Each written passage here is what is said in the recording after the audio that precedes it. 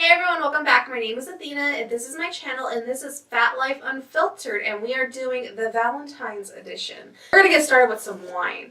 So today I kind of wanted to do the celebration of Valentine's and not only that, but we wanted to do a Q&A. So I had asked for you guys to comment down below and ask a few questions in regards to how does weight loss affect your relationship.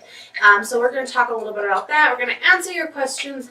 And we're also going to feast or dine on our dinner, which is we got some ribs going on and a kale salad. We're going to have a little vino. And you might not be able to see it, but we have our wedding pictures up. We got some fresh roses. We have rose petals on the table. So we went all out tonight to have a good night for Valentine's. Okay, our first question is from Anonymity, and she asked, what is it? Does your husband give you compliments and how do you accept them? My husband gives me compliments all the time. How do I accept them? Most of the time you look at me like I'm crazy. I give him a hard time. He'll tell me that I'm beautiful and I always tell him no, I'm ugly or, stuff like that. He does give me compliments all the time though, but that's just kind of part of my insecurities, I think, when I say that. But I appreciate it because I wouldn't want him to tell me that I'm ugly. No, you're beautiful. And then the next one is from Claudia San Diego, and she wanted to know, what did we give each other on our first Valentine's celebration together? I sent you flowers to Stimson's, and I got you a card.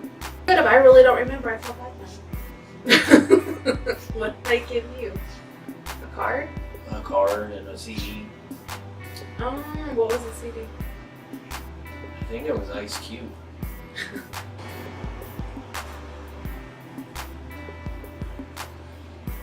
Okay, so the next question is from Steph, which her channel is The Fat Vegan, and she wants to know, how does your husband support your weight loss journey? By me following your meal prep and by me giving you positive feedback on your weight loss. And the last question is from, it's Half Moon Project Weight Loss, and she wants to know, do you and your husband have weight loss rewards? I actually don't. We need to start doing that. Every time I go shopping, it's a shopping spree. Ambrosia salad. Okay, so if you've never tried these are called cake bites. We got them today at the, what's the name of the health food store? Can't remember shit. Natural Choice. Oh, Natural Choice? Or natural grocers. Oh, Natural Grocers. And these are only 50 calories. There's 1 gram of sugar, 3 grams of alcohol sugar, 1 protein, 2 dietary fibers, 50 calories a piece. That is not bad. That's it for the questions, but we're going to go ahead and discuss. So, I'm going to ask you, how do you think weight loss journey affects a relationship? I think, honestly, that in some cases it can affect a relationship badly, and in some cases it can affect a relationship in a good way. Give me the courage to, move forward and lose weight myself because you're so happy about losing weight and doing your channel. My pros are going to be for a weight loss journey, that the way it affects the relationship positively. You put more value in your health. In the long run, it's going to benefit both, people, because you're going to have more time to spend together. You're going to feel like being more active. When you make healthier food choices together, it becomes more of a lifestyle versus one person eating one way and the other person eating the other way. I know sometimes I get a little more confident, which in return helps him because then I want to go out and do more stuff and I'm not just wanting to stay home all the time. I'm a little bit happier and funnier when I'm out in public, even though in the times that it still kind of bothers me I'm more outgoing about it. So to me, there's a lot of pros. The cons, though, are it feels like a lot of pressure being put on one person if the other person isn't helping. And it also, when you have one person doing it and the other person just kind of not stepping up and at least helping out, it can put a strain on your relationship. And it can also put a strain on your sexual relationship. I'm already a very, very self-conscious person. His face turned red. A self-conscious person, but it makes you not want to be intimate, because anytime he touches my belly, I freak out. Do I not freak out? He can give me a hug and he can touch my belly, and I know he's touched my belly 20 million times, but it still like makes me cringe. So when you aren't feeling good about yourself and you are trying to be intimate, it makes it 10 times worse. Cons are sometimes when you don't lose weight, you get in a funky mood. And like you said, with the belly thing, you get self-conscious about your belly and you get mad at me. I really don't mean to, but 5 years from now, where do you think we'll be in weight loss? Maybe we'll both be skinny as rails. I would hope in 5 years that I will have won the battle of my weight loss journey and be where I want to be. What do you think a number one argument is before? Well, a number one argument would be about me losing weight. Like you just said, me eating your food and you getting mad about it because I ate your food. That's the only food you have. And we used to argue about it all the time. We still do sometimes. I'd be fighting over Twinkies and shit. We don't even eat Twinkies. He tried to buy a Twinkie the other day and I got upset. Do you find yourself an enabler? Yeah. Because if you put sweeties in the cart, I'm down for. He's my enabler, but I have to own that because when you're overweight, you know what you're doing. But I do find that there's times if I just I'm really craving some ice cream, little chocolate cinnamon bears. If you go to the store, you can get something too. He'll go to the store to get his something too.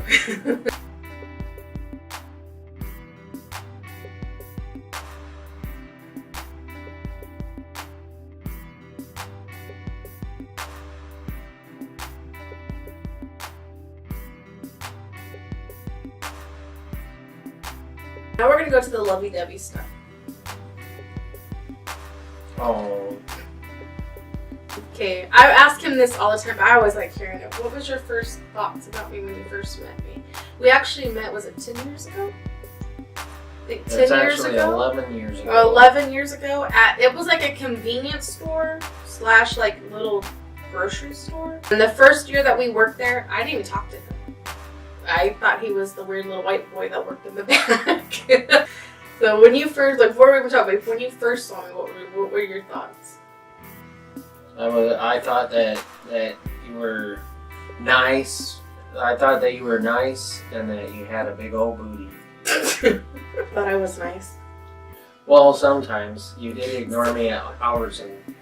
Yeah, so back in the day, I wasn't always smile. I was pretty hardcore with my attitude. But I really did think he was the weird white boy that worked in the back, but he was also really quiet, really reserved. More so I thought. And only at Stimson's. Yeah, only at Stimson's. Here we kind of started talking through a mutual friend. It was actually like a joke that we even started talking.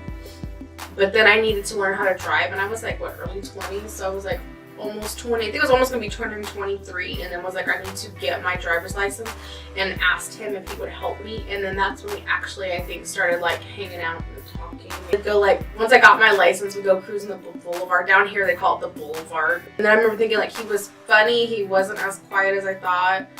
And then the light hit him just right one night. Really? The light hit me just right. And I remember looking at you thinking like, dang, he's pretty cute. Freaking Beauty and the Beast moment. He also used to have this haircut that I used to call pumpkin pie. I still call it pumpkin pie. That was my Beatles dude. That was the shit back then. But it was like his hair was all pushed forward this way, and it was like cut straight across, like that old Caesar cut that the guys used to do. And his friends used to tell him that he looked cute like that, and I was like, they're lying to you. You should tell him about the long journey home. I was so nervous when I was asking you out that after we got done cruising that I was gonna ask you out, and every time I thought it was time to turn and go home and finally do it, I kept driving around. We were literally driving up and down the boulevard, hours just driving back and forth, listening to music, talking, acting like we were checking out other people, but evidently we were checking out each other. I remember it being like 12, almost 1 in the morning, and thinking like he needs to take me home, and was like, okay, I need to go home now. And like he wouldn't take me home right away. He kept like missing all the turns, and so I thought it was gonna be that creepy moment that he was gonna like pull over and hack me into little pieces or something. I got nervous, and he wouldn't even look at me anymore. He would just like drive straight ahead. And when I would ask him, he'd be like, Finally, we get to his place so we can switch out cars. And then he stopped and was like holding the steering wheel and was like, I just want to know, was that what you said? I was thinking, would you like to go out with me? I think that's what you said, would you like to go out with me or something like that? And I like looked at him and I go, huh? And then I was like, are you serious? Yeah, I'm serious. Yeah, and then he got out of the car, didn't even close the door, left the car running, didn't give me a chance to get out of the car. I had to walk around, and he like beelined it for the door. So I sat there for a few minutes, like, did he just ask me out and then leave me? I went home that night, and then I had to like question myself 20 million times, like, did he ask me out as his girlfriend or a date? And then I confused myself on that one. And who did I have ask you? I had to ask someone ask you. You had Angie. I had my cousin ask him, because we were actually working at the same place, if he asked me to be his girlfriend or if it was just a date, because then I don't want to be like, oh. But it was to be his girlfriend. And I was like, what, one of your first girlfriends? Yeah. Well, first official girlfriend. He's 3 years younger than I am. So I was Robin the Cradle. Robin the Cradle, really. I got these fresh roses today. These are my Valentine's. They actually are really, really pretty, and they smelled good. Flowers were awesome. You can get them at Walmart. We got the balloons at Walmart, too. We ride or die at Walmart. It happens, literally. Ride or die until I choke someone. What was one of your happiest memories at our wedding? Time where we were both saying our vows and we couldn't stop giggling. We both kind of had teary eyes because it was such a happy moment. I actually wasn't teary until I saw you get teary-eyed. Well, and then it made me. It made me teary-eyed.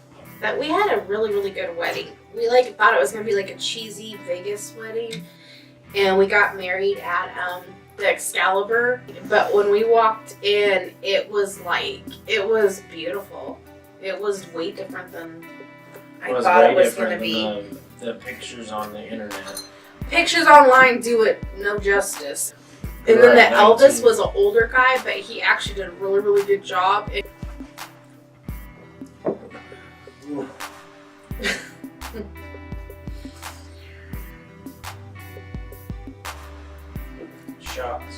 Shots. It's better with the lemon.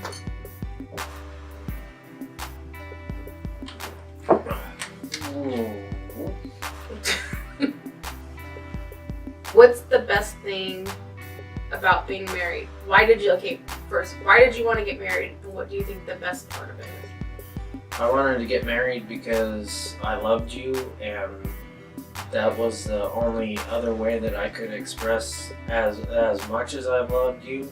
And the thing that I love about being married to you is no matter what, at the end of the day, me and you are husband and wife. And I know we both love each other, and it's just that extra little thing that shows that, you know, the love's there. and it's going to thrive forever and ever. That made me teary-eyed.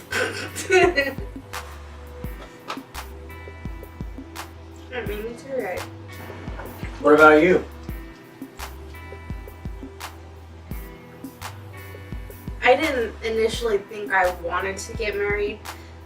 There's a story behind that, but that's for another time. I didn't initially think I wanted to get married, but it was kind of along the lines of I didn't think I was ever going to find anyone.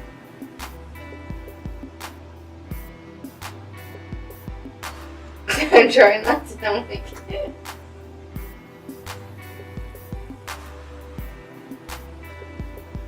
But it was nice to find someone and then be like, I'm gonna marry my best friend. And I think that's part of our relationship. The best part of it is that we started out as friends and still are friends. We're best friends. We're like literally always around each other. We have no other friends except for ourselves. We let the world know, you know. It's really sweet though, but in a way it's like it's literally we're always together. We're literally always together, but then like if we're apart, We miss each other. we miss each other. But then if we're always together, sometimes yeah, we get on each other's nerves, but not like people think. It actually takes like a while, but every now and then it's like, I need a time to myself, but then I'll go in for my time to myself, and then wondering what he's doing. And it's usually just in the other room.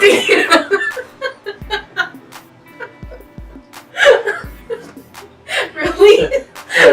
Our time for from ourselves, from each other to ourselves is in the other room. Or I'll go take a bath. There are times when he's actually really told me no, and it's kind of embarrassed me, and then I've got like pissed off at the grocery store. But then times that I'm kind of wishing that he would say no more, or just like, what about staying on track? Because it is a lot easier to want to put like stuff that we shouldn't be eating into the cart. And she's loving, she's caring. Make sure you comment down below, let us know what you think about this, and for future videos, thanks for watching, bye.